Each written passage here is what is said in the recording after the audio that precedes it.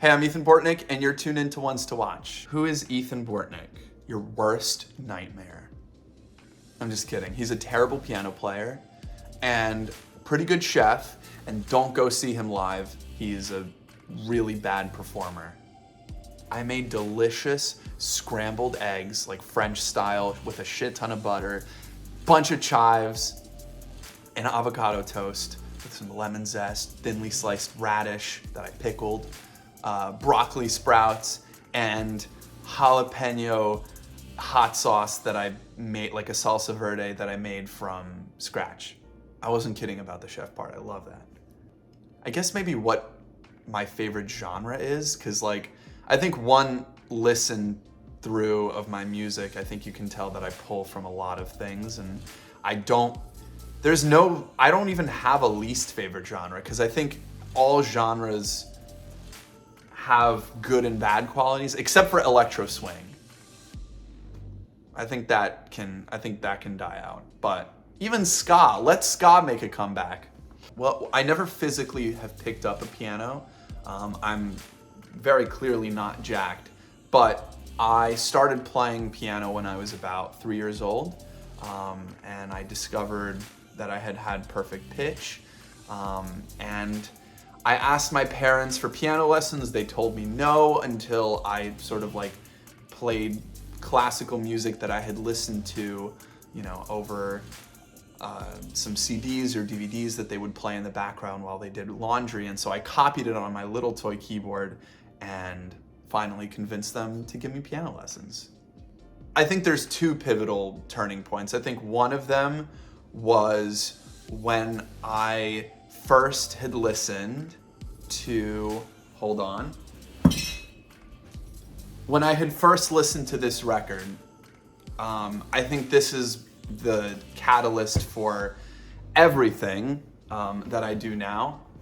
It made me reevaluate where I was in my career, and it made me realize that I wanted to create something special one day that was timeless and would hopefully,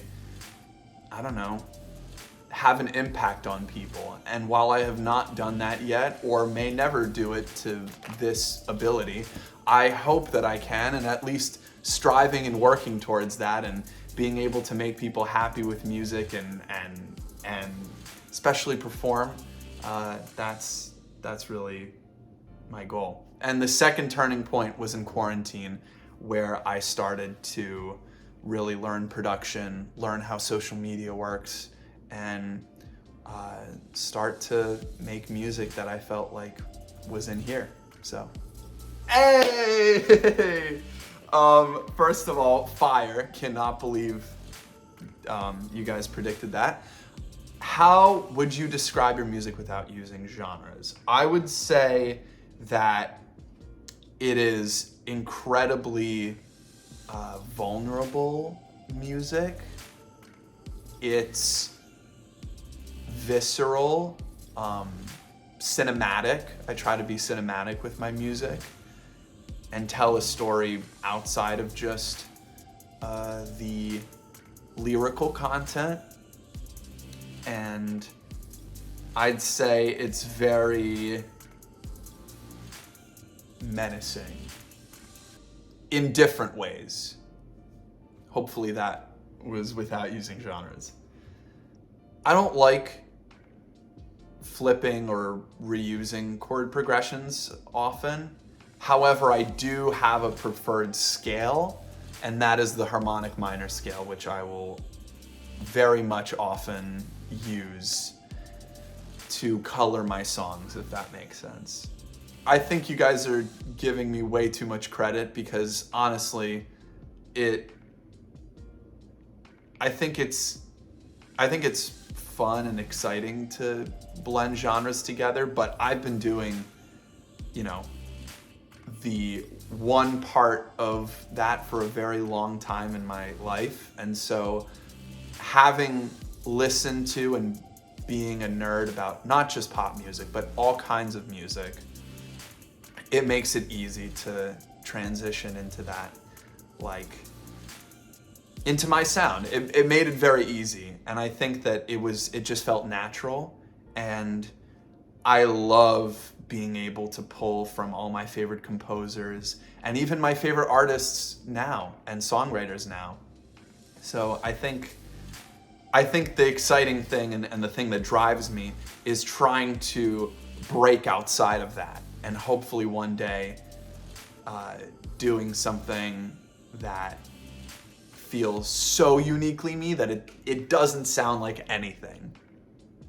Not classical nor pop nor anything. I'm currently watching Vinland Saga, but my current favorite anime, and I think the anime that will live in my heart forever, well, it's three things. Cowboy Bebop.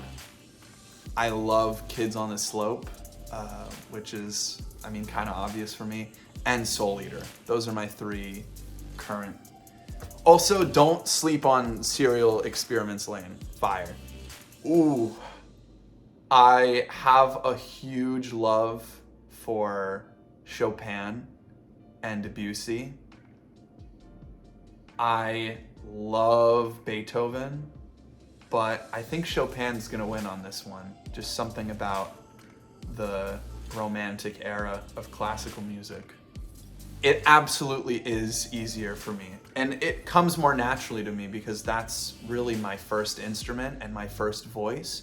And so when you hear this sort of back and forth between my vocals and the piano and my music, it's because I'm nothing without the piano, and that is my instrument.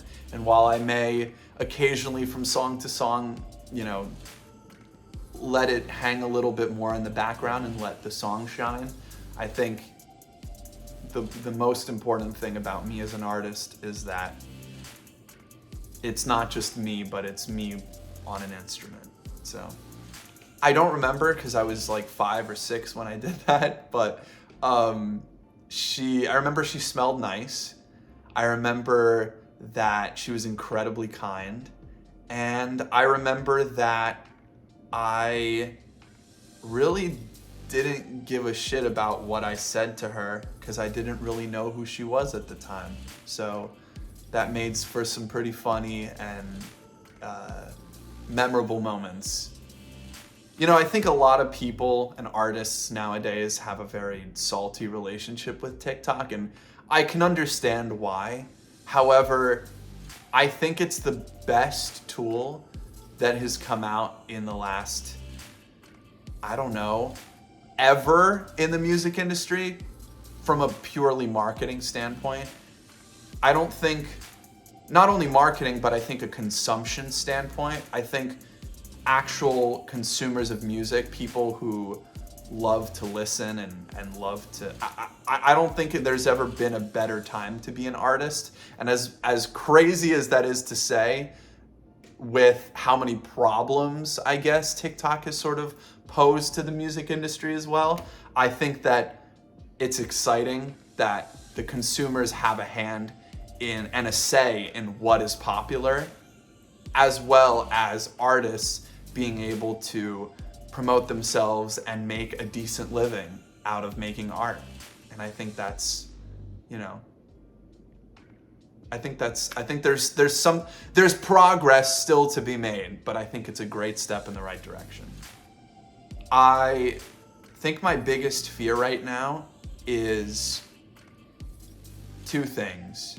One, the existential looming of climate change and the fact that I could die in a natural disaster very easily within the next 20 years, maybe shorter.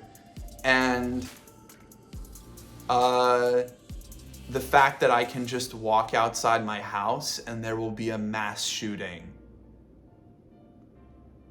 at any point, and I never know when that's gonna happen. And that's very sad, and I'm not gonna get into it, but basically, TLDR, it sucks to be in this country right now. I think I would throw a party for all the artists and all the mutual friends and creatives that I know or have become friends with or gotten to know that I don't really get to do. And I think if I only have one day, I'd like to just throw a jam session. And just hop on the piano, get like a bunch of really cool musicians and artists and just jam. Play all kinds of fun jazz little things and sing songs and just go at it. If you could run into one celebrity at Erewhon, who would it be? Well, you won't catch me at Erewhon because even eggs from like, I don't know, Winn-Dixie or a Publix or a Trader Joe's here is like crazy expensive. But if I could run into one celebrity, I would say, Matty Healy. I love him. Very simple. You have to see it to believe it. Because for some reason, TikTok thinks that I don't actually play piano and that I'm faking it, and that when I sing and play piano and play all my songs, that I have all this crazy energy and I'm like hitting the notes from all the way up here, that I'm faking it. Just come see me live, and then hopefully you'll believe it. Easy. Troubadour has always been number one on my list for venues I want to perform at. I mean, think about all the classic, Elton John at the Troubadour, like nothing gets, that venue lives in history forever. Well, I'm going on tour. I'm so excited. I've been waiting for this for, ever since I started to go on tour, get to play my own music. I don't think people are ready for what I have in store for these live shows. I've never been more excited about anything, I think, in my entire life. And I don't think people are ready. I think I'm ready to catch people by surprise. I'm hungry. I'm ready to meet the people that listen to my music, because I have not done that yet. And I did one show here locally, and it was the craziest thing I think I've ever experienced. And there were mosh pits, and there were people yelling and screaming and crying to the songs, and I'm just so excited to experience that outside of where I live. It's gonna be amazing. I'm going to record a demo for a song that I wrote about my girlfriend, and I'm very excited about it. And then I'm gonna eat again, because I'm really hungry. I just wanted to say thank you to Ones to Watch for always supporting me, and they've played a pivotal role in sort of my new career and restarting this. And I just wanted to say thank you to all the readers and to all the people that